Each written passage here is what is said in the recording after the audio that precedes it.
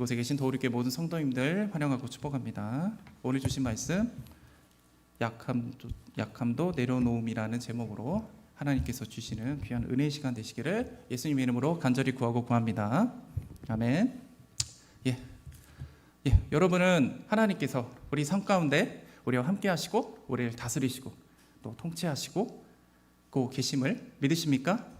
아멘. 우리가 하나님의 뜻과 계획에 따라 그 섭리로 이곳까지 우리를 이끄시고 인도하고 계심을 당연히 믿으시죠? 아멘. 그래서 하나님께서 우리를 푸른 초장에 누이시고 쉴만한 물가로 인도하신다는 그 사실에 동의하십니까? 왜 점점 소리가 작아지세요? 그리고 우리가 사망의 음침한 골짜기를 다닐지라도 우리가 해를 두려워하지 않을 것은 주의 지팡이와 막대기가 우리를 안위하고 있음을, 그 사실을, 하나님께서 우리를 보호하고 계심을 감사하시고 함께 그 사실을 믿고 당연히 가시죠? 아멘. 우리를 이 시간 이 모든 사실을 믿고 나아가는 우리 도우리교회 모든 성도님 되시기를 예수님 이름으로 간절히 구합니다. 우리가 예수님이 우리를 대신해서 그 십자가의 은혜로 우리가 주님의 부활하신 주님을 받아들이고 영접해서 이제는 우리 예수 그리스도를 믿는 그 믿음을 우리가 소유하게 되는 은혜를 얻게 되었습니다. 그래서 이제 이 믿음을 소유하게 된 자는 하나님께서 우리 삶 가운데 함께 하십니다. 비록 하나님은 우리의 눈으로 볼 수는 없지만 우리 삶을 다스리시고 주관하고 계시고 또 우리를 위해서 역사하고 계십니다. 그리고 우리를 푸른 초장에 누이시고 또 쉴만한 물가로 인도하시고 아니면 사망의 음침한 골짜기로 우리를 인도하신 동안에 주님은 우리와 함께하고 계신다는 거예요. 그래서 우리는 우리 삶 가운데 역사하시는, 함께하시는 그 하나님의 모습을 발견해야 돼요. 즉 그 우리의 삶 속에 담겨있는 바로 하나님의 메시지, 하나님의 뜻을 발견하는 영적인 눈을 키워야 된다는 거예요. 하나님은 우리를 먹이시고 입히시는 분이죠. 또 하나님은 우리를 기르시는 양으로서 우리를 삼으셨어요. 그렇기 때문에 하나님은 우리를 훈련을 시켜야 돼요. 왜냐?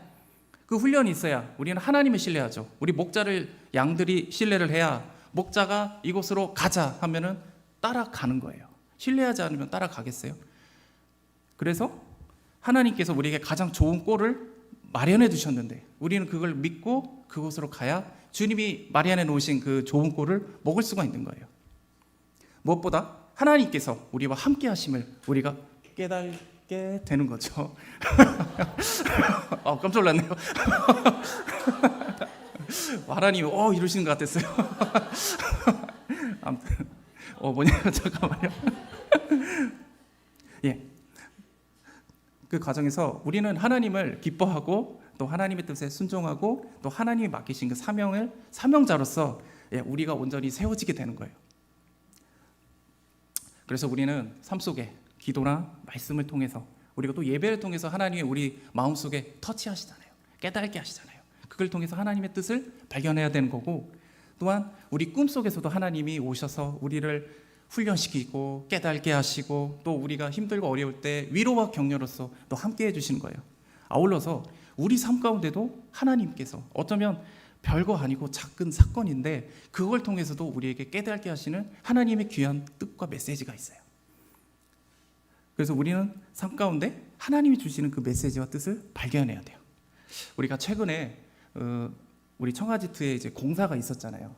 우리 누수가 있었어요. 누수가 있어서 이제 누수 잡으려고 우리 부목사님하고 권순호 전사하고 저랑 가서 그 샤워실 바닥 막 뚫고 또 교회 외벽까지 막 찾고 진짜 조금 고생을 하긴 했는데 결국 원인은 찾았어요. 원인은 찾았고 이제 바닥을 다 파놨으니까 당연히 거길 또 메꿔야 될 거 아니에요. 다시 거기 또 시멘트 덮고 방수액 발라가지고 방수가 잘 되도록 하고 또 타일로 딱 붙이고 이제 그렇게 작업을 완료를 했는데 결국에는 이제 보일러를 사용하는 대신에 온수기를 설치하기로 했어요. 온수기를 설치로 결론을 냈는데 그래서 이제 샤워실하고 그다음에 싱크대 위에 이제 전기 온수기를 딱 설치를 했어요. 아시다시피 보일러 그 온수 대신에 전기 온수기를 사용하게 되면은 이전처럼 물이 금방금방 뜨거워지고 나오는 게 아니에요. 마음껏 나오는 게 아니에요. 그리고 미리 이게 온수기를 보시면 알겠지만 버튼이 있잖아요. 이거를 이렇게 딱 돌려놔야 돼요. 뜨겁게 할 수 있도록 미리 돌려놓지 않으면은 물이 이전처럼 금방만 따뜻해지지 않아요. 미리 물을 덮여놓지 않으면은 물이 미지근하게 되죠. 만일 물을 덮여놓지 않고 사용하게 되면은 미지근한 물이 나오는데 우리가 여기서도 하나님이 주시는 귀한 뜻을 깨달을 수가 있어요. 우리가 샤워를 하려면 뜨거운 물이 나와야 되잖아요. 요즘 같은 날씨는 당연히 찬물로 샤워할 수는 없잖아요. 뜨거운 물로 해야죠. 아니면 감기 걸릴 테니까. 당연히 겨울에는 마찬가지고. 그렇다는 건 뭐냐? 우리가 샤워를 하려면 뜨거운 물이 나와야 됐는데 우리가 늘 우리의 신앙도 믿음도 바로 뜨겁게 유지가 되어야 된다는 거예요. 믿음의 스위치를 늘 하나님께 돌려져 있어야 된다는 거죠. 만일 이 믿음의 스위치를 하나님께 돌려지지 않는다. 그렇다면 어떻게 될까요? 그렇다는 건 우리 안에 뜨겁지도 차갑지도 않는 바로 미지근한 신앙으로 나갈 수밖에 없다라는 거예요. 이 작은 것 하나에도 이런 하나님의 메시지가 있어요. 그래서 이제 보일러 온수를 사용하던 이전처럼 이제 뜨거운 물이 바로바로 나오진 않아요. 이제 또 한 번에 사용하려면 물량이 또 한계가 있어요. 그래서 막 틀어놓고 쓸 수도 없어요. 그래서 딱 뭐 양치하거나 하다가 필요할 때만 물을 딱 켜서 쓰고, 근데 그런 과정이 필요하고, 또 청아지 때는 또 우리 청년들이 있잖아요. 여러 명이 있으니까 한 사람이 이걸 다 쓸 수는 없잖아요. 그러니까 서로가 합의를 해가지고 약속을 해가지고 미리 물이 데펴질 수 있는 시간도 서로 합의를 하고, 그렇게 해서 조금 불편할 수 있는데 그렇게 지혜가 좀 필요합니다. 근데 제가 이번에 이제 온수기 설치해서 물 데피고 샤워하면서 갑자기 옛날 삼산동 시절이 생각이 난 거예요. 여기 혹시 아시는 분들은 다 알겠지만 그때는요 온수기가 없었거든요. 샤워를 할 수가 없었어요. 물론 여름에는 찬물로 하면 되는데 뜨거운 물이 안 나와요.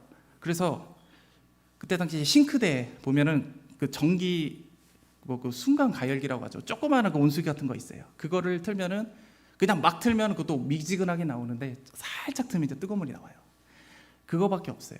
그러니까 샤워를 하려면 어떻게 해야 되냐? 제가 딱 아이디어를 낸 거예요. 양동이 2개를 가지고 이거를 살짝 틀어놓습니다. 물을. 그러면은 물이 쫄쫄쫄 흐르거든요. 그 양동이 2개 받는 거예요. 그러면 뜨거운 물이 나와요. 그렇게 1시간 정도면은 물이 받아지거든요. 그때 이제 제 개인적인 일을 하고 있다가 물 다 받아졌네 하면 그 2동이 들고 가서 화장실에 문 잠가놓고 딱 그걸로 바가지로 해서 이게 샤워를 했어요. 그런데 나중에 우리 교회도 그때 삼산동에서도 온수기를 다시 달았잖아요. 그때 화장실에도 달고 부엌에도 달고. 그러면서 제가 솔직히 온수기를 처음 써봤거든요. 물 좀 데피고 쓰니까 뜨거운 물이 너무 잘 나오는 거야. 너무 좋은 거예요. 그래서 갑자기 감사가 막 떠오르는 거예요. 아니 맨날 양동이 들고 바가지로 이렇게 했다가 그래도 물 조금 시간은 조금 걸리지만 이렇게 데폈다가 딱 뜨거운 물 한 10분, 어쩌면 20분 이렇게 뜨거운 물이 막 나오니까 너무 감사한 거예요. 어쩌면은 하나님이 이런 작은 거 하나하나에도 감사를 배우게 하고 우리에게 깨닫게 하시는 것들이죠. 이게 어찌 보면 참 별거 아니거든요. 그런데 이 작은 거 하나 발견하는 게 바로 우리가 영성을 깊게 하는 거고 우리가 성장하는 비결이 됩니다. 우리 저번 토요 사역 때 우리 담임 목사님이 이런 말씀하셨죠. 설거지 하다가도 영이 열린다. 그런 얘기 하셨어요. 우리가 삶 속에 작은 것이라도 놓치지 말고 그냥 별거 아니라고 생각하지 말고 우리가 나아갈 때 최선을 다해서 나아갈 때 우리들은 하나님께서 놀라운 은혜와 뜻을 깨닫게 될 수 있다는 거예요. 그리고 우리들이 겪고 있는 고난도 아픔도 시간도 모두 마찬가지라는 거예요. 우리 광야의 시간을 지나갈 때 그 안에 숨겨져 있는 하나님의 뜻과 계획이 있다는 거예요. 그래서 우리는 비록 힘들고 어려울지라도 지치고 고통스러울지라도 하나님의 일하심과 역사하심을 믿고 인도하심을 믿고 하나님의 그 주권과 섭리를 인정하면서 나아갈 때 그 광야 속에서 숨겨져 있는 하나님의 놀라운 은혜와 뜻, 그 메시지를 깨닫게 된다는 겁니다. 지금 이 시간 도우리교회 성도님들 모두 걷고 계시는 이 광야의 시간 속에서도 힘들고 어렵고 지치는 과정 속에서도 하나님의 뜻과 계획을 깨닫는 그 은혜가 있기를 간절히 원합니다. 자꾸 사소한 것일지라도 하나님의 마음을 깨닫고 힘들고 어렵고 지칠지라도 믿음으로 견디고 승리하는 우리 도우리교회 모든 성도님 되시기를 예수님의 이름으로 간절히 구합니다. 하나님께서 우리 삶 가운데 광야의 때를 지나가게 하시잖아요. 그러면 아버지께서 그 광야의 때를 지나가게 하시는 이유가 무엇일까요? 그리고 그 안에 숨겨져 있는 그 하나님의 귀한 메시지는 무엇일까? 이것은 먼저 하나님께서 우리에게 복 주시기 위해서, 그리고 하나님의 것으로 우리 영혼을 채우기 위해서 먼저 우리를 비우고 있는 과정임을 믿으시길 원합니다. 우리가 하나님은 우리에게 마음껏 복 주길 원해요. 하나님 것으로 마음껏 채워주시길 원해요. 우리 삶 속에 능력 있는 삶을 살게 하시길 원하고 우리의 그 뿔을 높이길 원해요.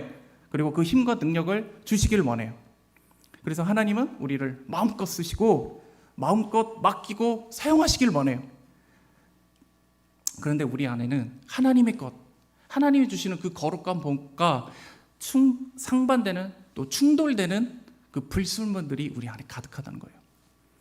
그것이 바로 우리 안에 야망이요, 욕망이요, 욕심이요, 교만, 세상을 향한 갈망. 우리 안에 이런 불순물이 너무 가득하다는 거예요. 우리 안에 이런 것들이 가득하기 때문에 하나님은 우리의 주인이신데, 우리의 왕이신데, 내가 세상의 주인이 되고 하나님께 세상이 주인이 되는 우리의 그 연약한 모습이 우리 안에 가득하다고요. 여러분, 제가 이제 컵이 있는데 이 컵에 물이 가득하거든요. 이 컵에 제가 아까 커피를 마셨는데 닦지 않고 그냥 물을 담았어요. 담았더니 물이 누런해요. 왜 그러겠어요? 커피 흔적이 남은 거죠.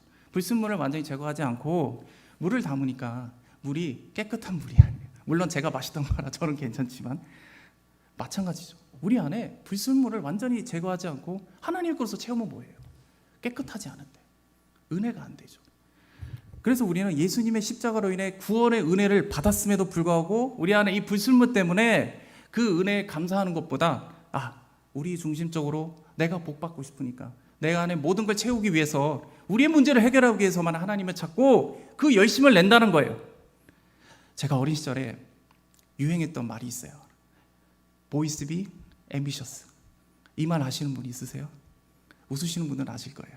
이거 너무 옛날에 유행했던 거라 죄송해요. 저도 어린 시절에 들은 거니까. Boys be ambitious가 뭔 말이냐면 소년들이여 야망을 가져라, 이 뜻이에요.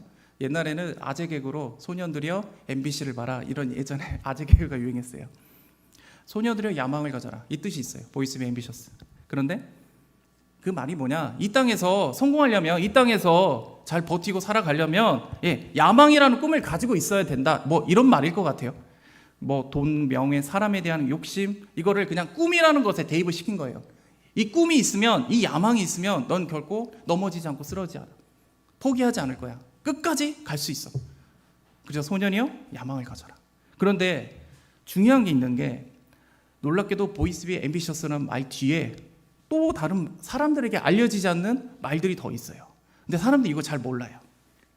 이걸 제가 이제 한국말로 번역해서 읽어드리면, 소년이여 야망을 가져라, 돈이나 이기심을 위해서도, 사람들이 명성이라고 부르는 덧없는 것을 위해서도 말고, 오직 사람이 갖춰야 될 그 모든 것을 추구하는 야망을 가져라.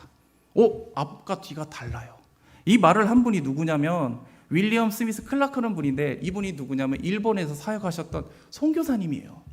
당시 일본에서 가장 낙후된 지역이 홋카이도 지역인데, 그곳에서 낙농업과 여러 가지 정착하는데 가르쳤던 말 그대로 교수였어요. 또 그래서 일본 사람들이 많이 존경하거든요.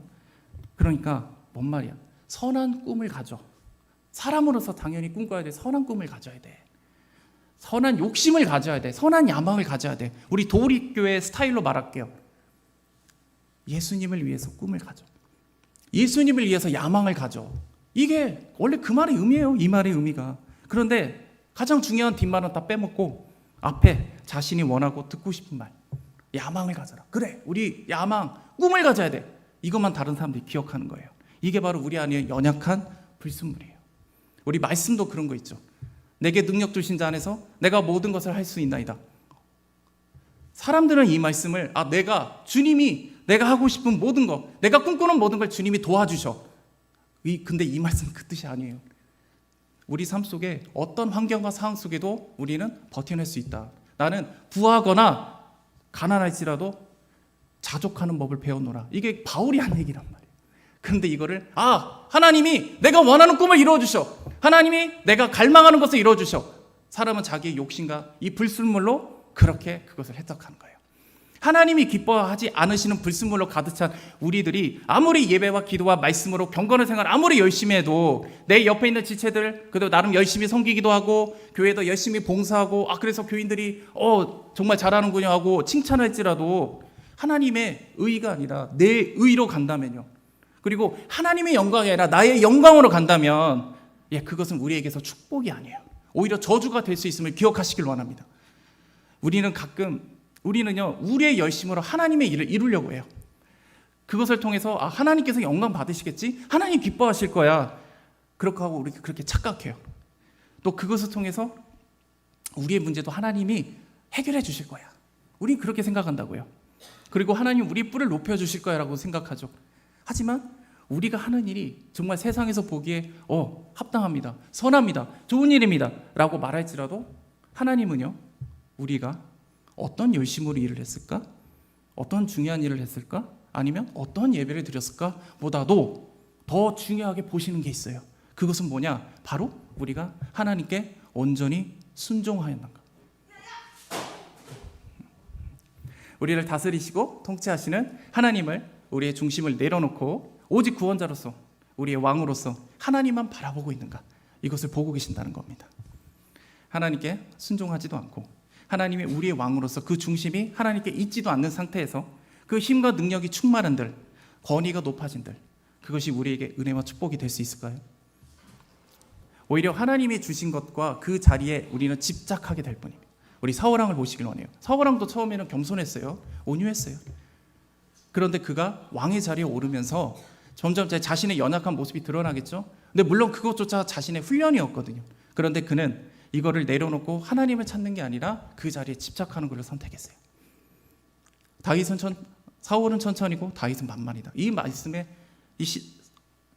말 그대로 그 열등감이 드러나잖아요. 무너져 버려요.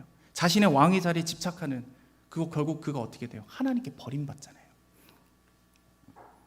준비가 되어 있지 않는 자에게 영이 열리고 능력이 부어지고 힘이 부어지면 우리가 그 능력과 힘이 우리가 감당할 수 있겠습니까? 도리어 악한 영에게 주목받게만 되고 더욱 우리가 공격당할 수 있는 수단이 될 겁니다. 그리고 좋은 의도로, 좋은 행동으로 한 행동일지라도 하나님의 명령이 아니라 우리의 판단과 뜻으로 그 일을 하게 되면 결과와 상관없이 도리어 이것은 하나님과 계획과 뜻이 틀어져서 오히려 더 좋지 않은 결과가 나올 수도 있는 것입니다. 우리가 담임 목사님이 사역하실 때마다 강조하는 이야기가 있어요. 가령 우리가 미자립 교회나 아니면 선교사님들 도울 때 우리가 하나님의 명령과 그 뜻이 없이 우리가 보기에 좋은 뜻과 선한 의도로 그 일을 감당할 때가 있어요. 비록 우리가 선한 의도로 그 일을 감당한다 했을지라도 그것이 하나님의 뜻과 계획이 아니라 하나님의 명령이 아니면 그것은 하나님의 계획과 뜻을 무시한, 하나님의 뜻에 순종하지 않는, 바로 선하지 않고 합당하지 않는 겁니다. 왜냐하면 우리가 선하다는 것, 합당하다는 기준은 오직 하나님에 있어요. 하나님은 이 땅, 이 백성을 다 창조하셨잖아요. 모든 선함의 기준은 세상이 보기에 합당한 것이 아니고 우리의 옳은 소견이 아니라 바로 하나님이라는 거예요. 우리는 그것을 기억하며 나가야 됩니다. 우리가 그분들을 도왔는데 오히려 그분들이 눈물 흘리고 하나님께 기도하고 나아갔던 그것들을 우리가 빼앗을 수도 있는 결과가 될 수도 있다는 겁니다. 우리는 그 사실을 기억하고 나가야 됩니다. 사무엘상 15장 22절에 보면 사무엘이 이르되 여호와께서 번제와 다른 제사로 그의 목소리를 청종하는 것을 좋아하심 같이 좋아하시겠나이까 순종이 제사보다 낫고 듣는 것이 순양 기름보다 나으니라고 말씀합니다. 우리의 열심도 중요해요. 근데 그 열심의 근거가 우리의 뜻이 아니라 하나님의 뜻이어야 된다는 것을 말합니다. 아무리 좋은 의도로 선한 의도로 한 행동이라 할지라도 하나님이 허락하지 아니하시면 그 선한 행동이 절대로 아니라는 거죠. 그래서 하나님은 우리에게 광야의 시간을 통해서 하나님이 바로 모든 만물을 창조하신 왕이다. 그 거룩한 왕이라는 것을 우리가 깨닫게 할 것이고 또 그분께 온전히 순종하는 그릇으로 우리를 만들어 가실 겁니다. 그리고 예수님의 십자가를 통해서 이제는 순종을 넘어서 희생, 자기를 내려놓는 완전히 희생한 자로 주님을 세우길 원하시고, 그래서 성령님이 우리 안에 함께 하셔서 그날까지 하나님의 뜻과 계획을 우리 안에 깨닫게 하시고, 그래서 우리 안에 그 불순종의 불순물을 완전히 제거하는 겁니다.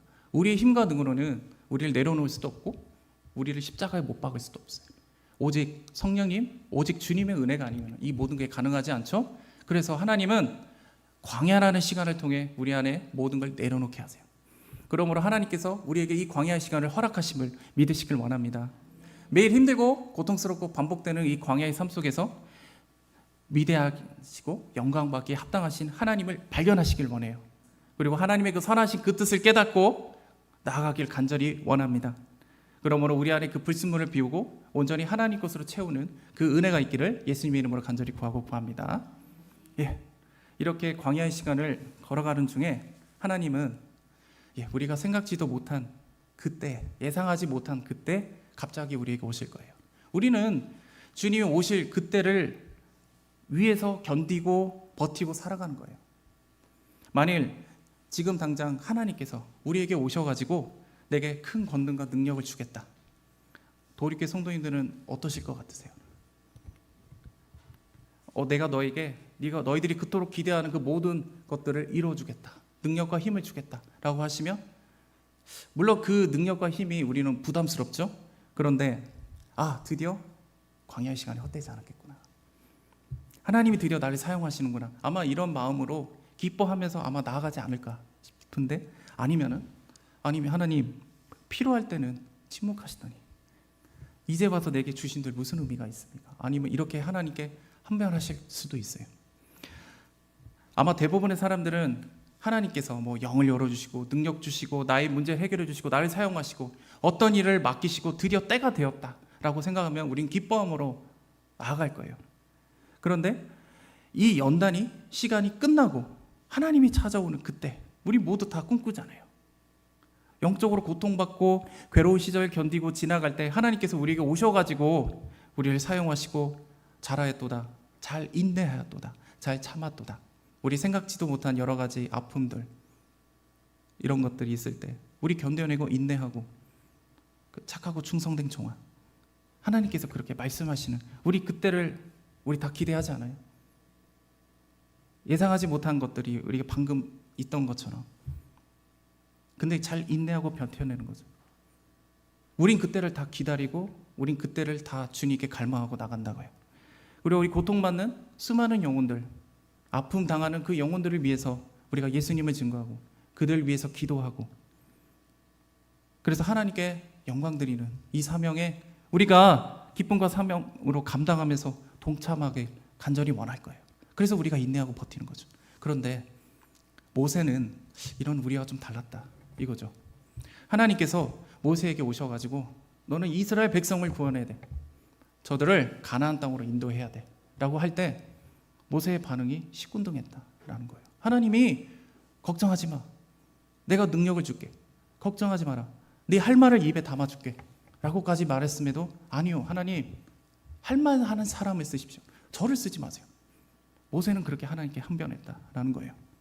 어찌 보면은 모세가 그렇게 반응을 보였다는 것이 저는 이해가 조금 되는 것이, 모세의 그 젊은 시절이 평범하지 않았잖아요.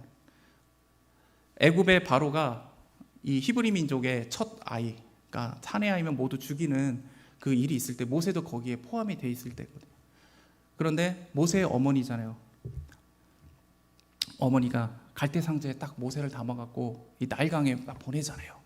근데 재밌는 게 이 갈대 상자와 노아의 방주가 뜻이 같아요. 구원이라는 뜻이 있어요. 거기서 갑자기 바로의 누이가 이 모세를 발견하잖아요. 이게 그들에게는 나일강이 하나의 종교적인 의식이거든요. 그리고 이 바로의 누이는 아이가 없었어요. 그런데 사내 아이가 오네. 물론 이 아이가 히브리 아이란 건 알았어요. 근데 이건 뭔가 신의 계신가 보다 하면서 그를 건져요. 그리고 자신의 아들 삼아요. 무슨 말이냐, 노예인데, 노예 출신인데 자신의 왕족이 돼요. 그런 은혜를 입게 돼요. 그런데 또 놀라운 것은 뭐냐, 그의 친어머니가 그의 유모가 되잖아요. 그래서 그는 바로 이 애굽의 왕족이지만 히브리 민족의 정체성도 같이 갖고 있었다라는 거죠.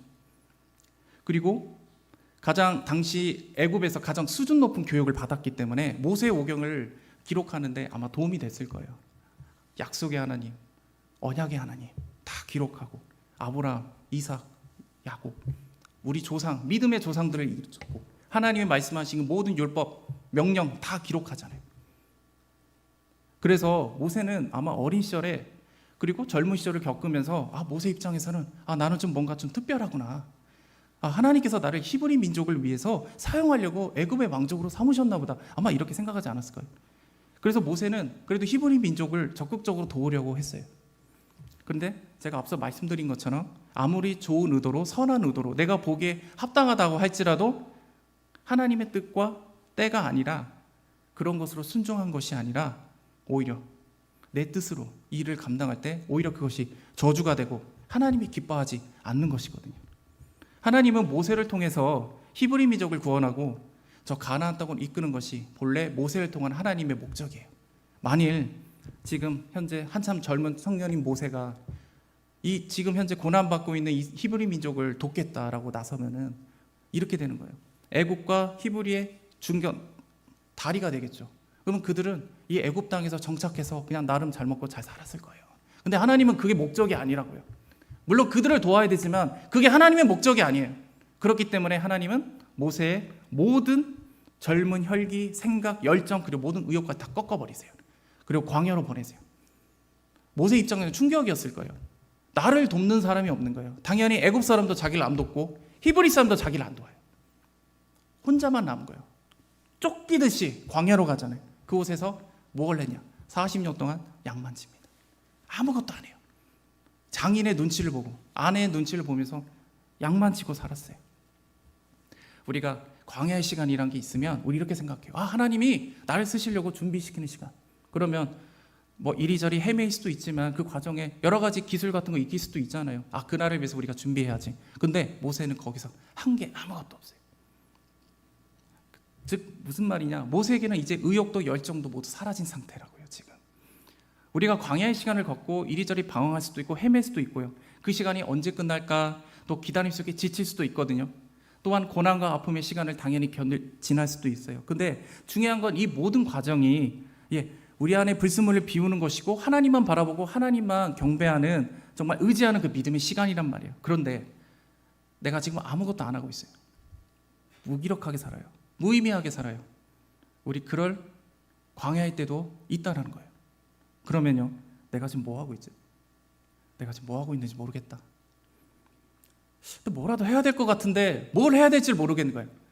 보여주시는 것도 없어요. 그냥 무기력하게 무너져 있기만 해요. 의욕 없이 살아가고 있어요. 우리가 바다에 보면은 예전에는 바람을 통해서 동력 삼아서 배가 다녔잖아요. 그런데 무풍지대라고 해요. 바다 쪽에 바람이 없는 바다가 있어요.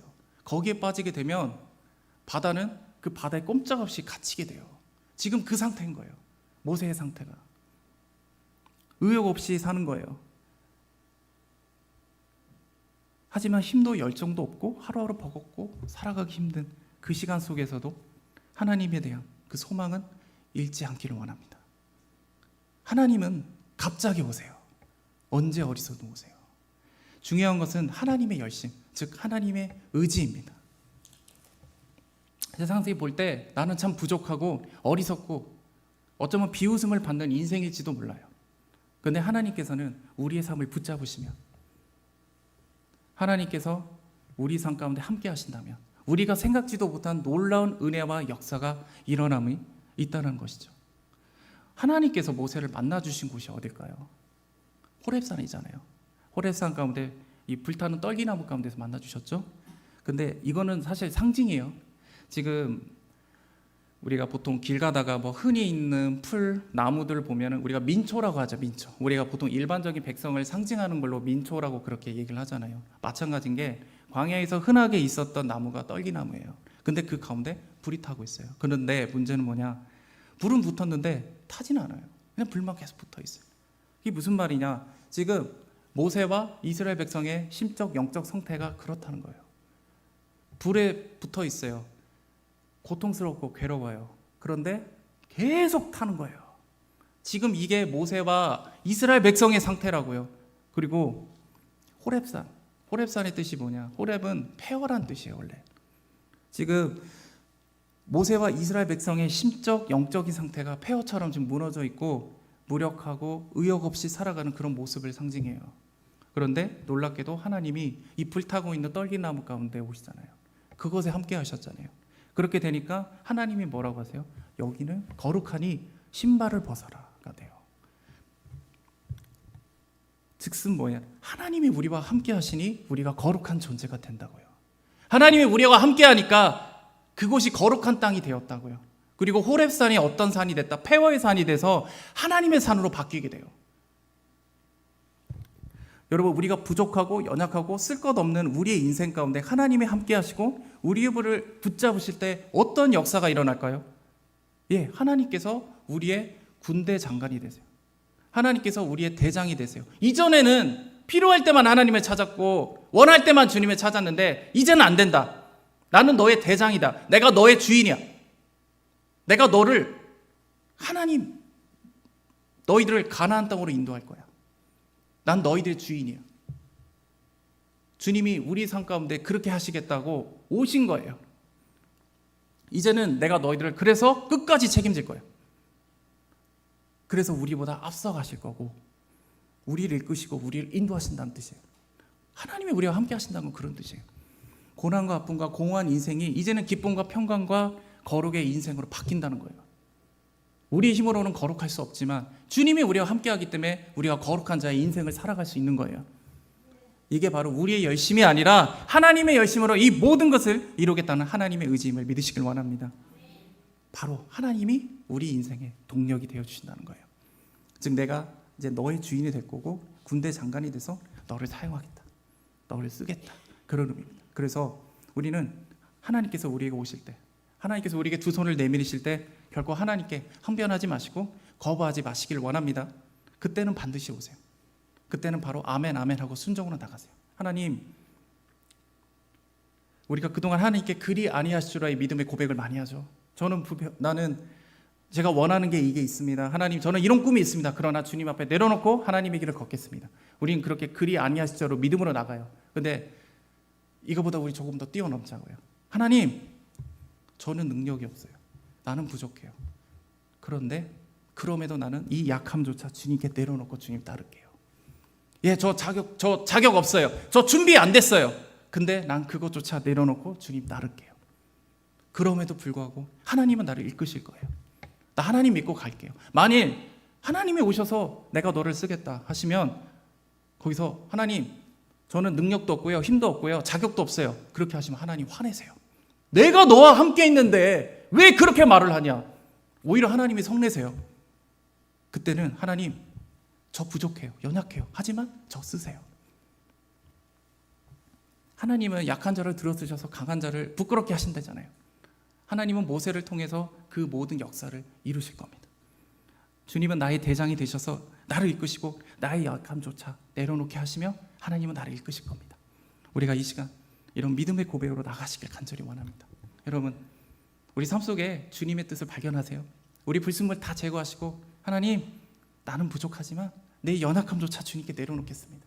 남과 나를 비교해보니 내가 너무 초라하지만 그래도 나는 내려놓고 가겠습니다. 그냥 따르겠습니다. 그때 하나님의 놀라운 기적과 역사가 일어날 줄 믿습니다. 하나님은 그 믿음을 보시고 우리 삶 가운데 역사하실 줄을 믿습니다. 이 시간 하나님 앞 모든 걸 내려놓고 이 약함조차 내려놓는 우리 도리교회 모든 성도이 되시기를 예수님의 이름으로 간절히 구합니다. 기도하겠습니다.